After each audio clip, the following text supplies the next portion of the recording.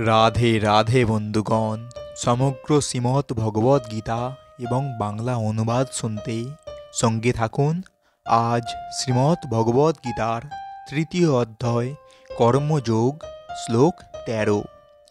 যজ্ঞ শিষ্টাসীনো সন্ত মুচ্যন্তে সর্বকিলিশ্বই ভুঞ্জতে তে ত্যাগ্ন পাপাজে পচ্যন্ত কারণাথ। অর্থাৎ ভগবত ভক্তেরা সমস্ত পাপ থেকে মুক্ত হন, কারণ তারা যজ্ঞ বিশিষ্ট অন্নদি গ্রহণ করে। যারা কেবল স্বার্থপর হয়ে নিজের ইন্দ্রিয়ের তৃপ্তির জন্য অন্নাদি পাক করে, তারা কেবল পাপই ভোজন করে। এর অর্থ, যে ভগবত ভক্ত কৃষ্ণ ভাবনামৃত পান করেছেন তাকে বলা হয় সন্ত। তিনি সব সময় ভগবানের চিন্তায় মগ্ন।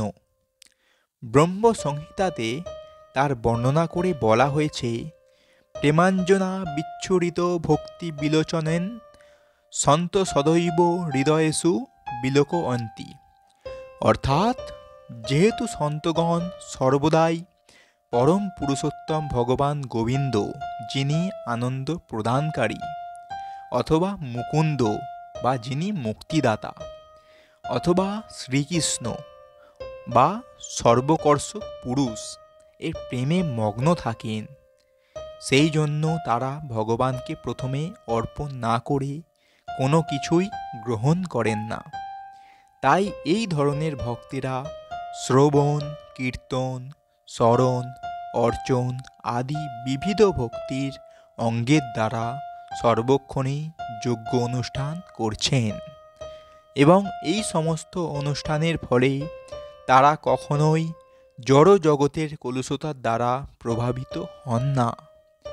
অন্য সমস্ত লোকেরা যারা আত্মতৃপ্তির জন্য নানা রকম উপাদেয় খাদ্য প্রস্তুত করে খায়, শাস্ত্রে তাদের চোর বলে গণ্য করা হয়েছে, এবং তাদের সেই খাদ্যের সঙ্গে সঙ্গে তারা প্রতি গ্রাসে গ্রাসে পাপও গ্রহণ করে। যে মানুষ চোর ও পাপী, সে কি করে সুখী হতে পারে? তা কখনো সম্ভবই নয়।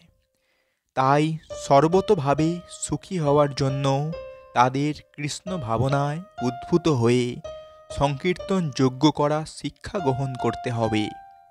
তা না হলে এই পৃথিবীতে সুখ শান্তি লাভের কোনো আশাই নেই।